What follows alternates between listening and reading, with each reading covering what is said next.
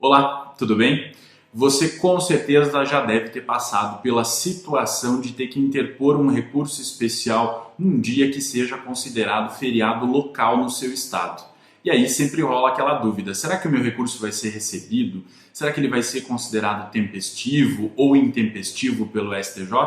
E eu trouxe nada mais, nada menos do que a professora Tereza Arruda Alvim para falar para você a respeito disso. A professora Tereza dispensa qualquer apresentação, você sabe, ela é mestre, doutora, livre docente pela PUC São Paulo e uma das maiores processualistas do nosso país, uma das vozes mais autorizadas para falar sobre processo civil.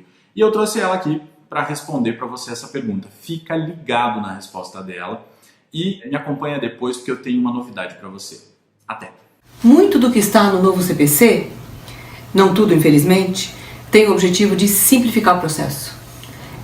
Com certeza, uma das diretrizes que orientou de uma maneira bastante nítida o trabalho, principalmente da primeira comissão, que cuidou do projeto do novo Código de Processo Civil, foi essa ideia de que o processo não pode ser o centro das atenções, de que o processo não pode monopolizar as discussões. Na verdade, o juiz tem que gastar a sua atenção, a sua energia na decisão de mérito, em saber quem tem razão, e não ficar discutindo ou ficar, enfim, incomodado com problemas relativos ao próprio processo. Foi por isso que nós colocamos lá, ainda no Senado, e essa tendência foi com certeza intensificada também no momento em que o Código esteve na Câmara dos Deputados, nós já colocamos no Código alguns artigos indicando que a regra seria a da sanabilidade dos vícios. Quer dizer, havendo defeitos no processo e sendo possível que eles sejam corrigidos efetivamente ou relevados, o melhor é que se faça isso. Então o Código contém uma série de dispositivos indicando ao juiz, por exemplo, que antes de extinguir o processo sem julgamento de mérito, ele deve dar às partes a possibilidade, a oportunidade de corrigirem vícios gravíssimos, como por exemplo aqueles relativos aos pressupostos processuais, né? Que são vícios que geram nulidade absoluta, porque podem ser levantados de ofício, porque não ficam acobertados pela preclusão e geram até, se houver uma decisão de mérito, apesar da falta dos pressupostos processuais, a possibilidade de a parte manejar a ação rescisória para rescindir a coisa julgada. Enfim, a tendência do Código é, em todos os níveis, marcadamente essa, a de fazer com que os vícios sejam sanados, para que o processo cumpra a sua verdadeira vocação, que é a de entregar para o jurisdicionado uma sentença de mérito. Para fazer com que o recurso cumpra a sua verdadeira vocação, que é a de gerar uma decisão de provimento ou de improvimento, e não de acabar com uma pífia decisão de não admissibilidade, né? Então nós temos, por exemplo, o artigo 1029, parágrafo 3º, que foi um dispositivo colocado lá nos primeiros momentos de confecção de um novo código, e que teve por objetivo óbvio e específico, desmanchar a jurisprudência defensiva. A jurisprudência defensiva, como se sabe, é um apelido que se pôs para o estilo de decisão dos tribunais superiores, principalmente, não exclusivamente, que não admite os recursos, né, obsta o seu julgamento no mérito, em função de razões que, na verdade, não justificariam essa inadmissibilidade. São as tais decisões clássicas, né, que infelizmente todo mundo conhece. Aquelas decisões por meio das quais não se conhece um recurso que veicula o cabimento de outro, porque o carimbo desse outro está borrado e, portanto, não se pode ter certeza quanto à admissibilidade dele.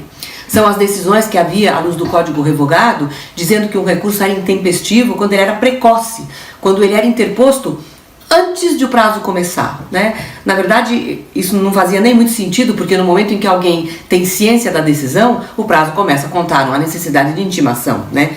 Nem mesmo pelo Diário da Justiça.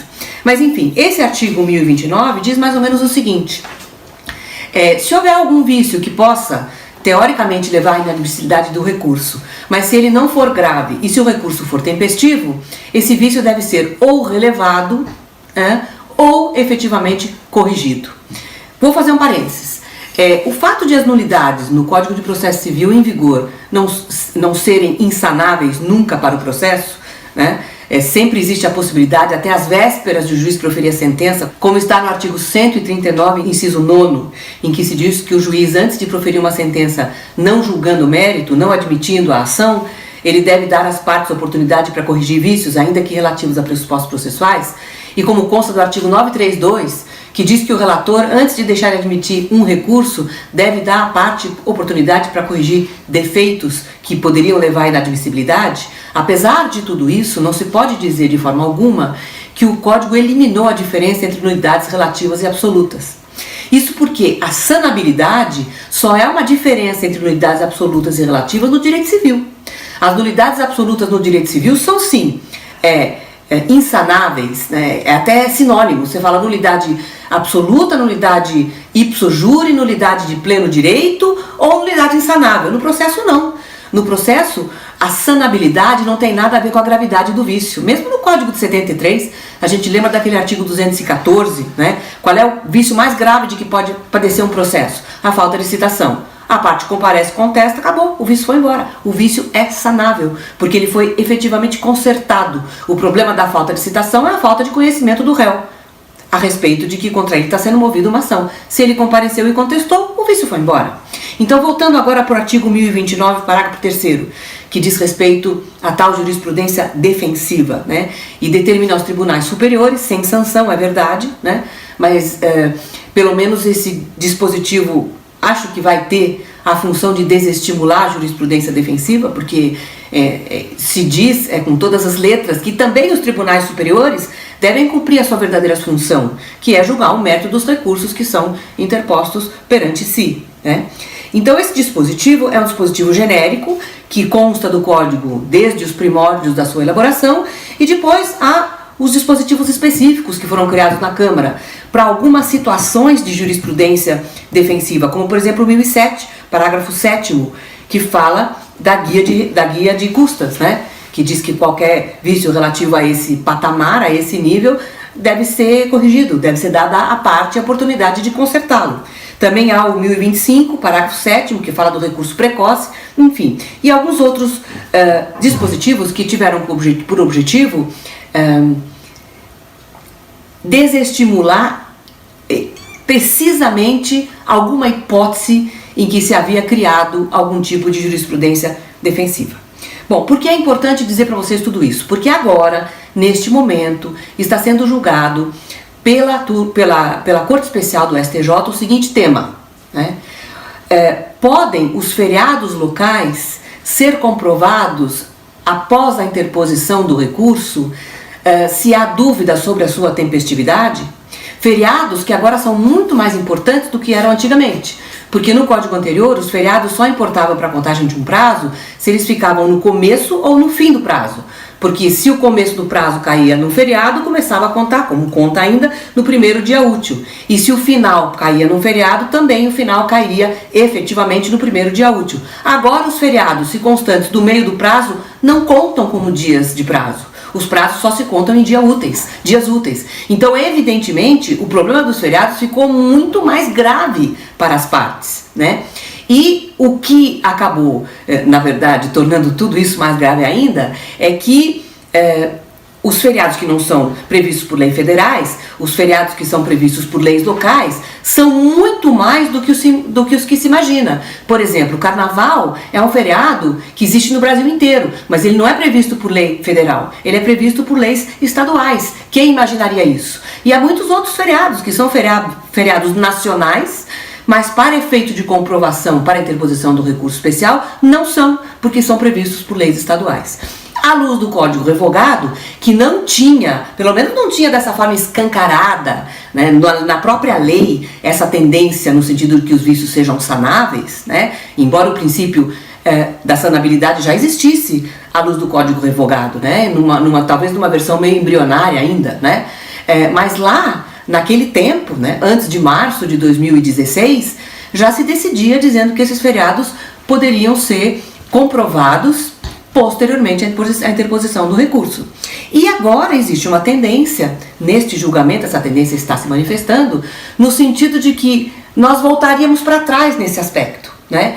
Por quê? Por causa da literalidade do artigo 1029, porque o 1029 diz o seguinte: os vícios que podem ser relevados ou devem ser corrigidos são aqueles dos recursos tempestivos. E aí surge a interpretação. Bom, se a dúvida diz respeito à própria tempestividade, então o vício não pode ser relevado. Então, não se pode corrigir o vício, determinando a juntada das certidões de que há feriado local depois da deposição do recurso, né? É uma interpretação possível, mas é uma interpretação que eu chamaria data máxima vênia de antiga, porque ela fica em cima das palavras, né? Ela gira em torno da expressão recurso tempestivo, sem levar em conta o espírito do Código, sem levar em conta a circunstância de que esse princípio da sanabilidade permeia uma dezena de dispositivos, né? Na exposição de motivos do Código está confessado que um dos objetivos da nova codificação é justamente a de simplificar, a de fazer com que o processo cumpra a sua função, com que os recursos cumpram a sua função, que é de entregar para a parte uma decisão de mérito, uma decisão que resolva efetivamente a controvérsia. É essa a tendência, né? Então o legislador, num cochilo, formulou o artigo 1029, dando margem a essa outra interpretação, que é possível, que é criativa, mas não me parece correta, porque ela é uma interpretação com lupa, ela é uma interpretação do artigo isoladamente considerado, quando a gente deve interpretar esse dispositivo no contexto do Código. O que o dispositivo, na verdade, quis dizer, única e exclusivamente, é que a tempestividade é um vício que não se perdoa. Então, se o recurso for comprovadamente, né, evidentemente intempestivo, este é um vício que não dá para consertar. Esse é um vício que não dá para relevar. É isso que o dispositivo quis dizer. E não que o fato de haver feriados locais, daqueles que nem parecem locais, há muitos, como eu disse a vocês, né, que poderia levar a uma contagem diferenciada do prazo, não possa ser comprovado depois da interposição do recurso. Era isso. Obrigada. Imagina só você tendo acesso a esse conteúdo muito mais aprofundado, com aulas, videoaulas personalizadas, com material didático personalizado. É isso que eu venho oferecer para você. A professora Tereza Arruda Alvim e outros tantos processualistas estão reunidos em uma especialização que está sendo oferecida para você pela FATEB e pelo Instituto de Direito Contemporâneo. É isso mesmo, nós estamos oferecendo para você uma especialização em Direito Processual Civil de 420 horas, inteiramente online. Isso mesmo, 100% online.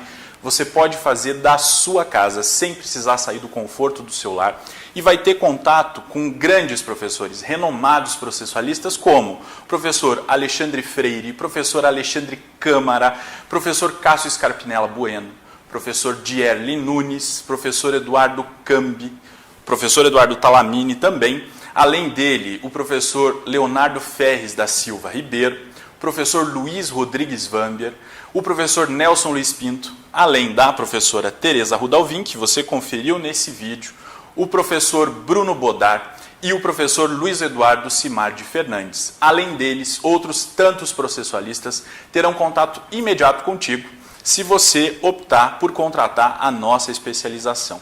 Qualidade garantida, material didático de primeira linha, videoaulas atualizadas abordando conteúdo específico de direito processual, já levando em consideração o posicionamento dos tribunais brasileiros a respeito do novo Código de Processo Civil do CPC de 2015.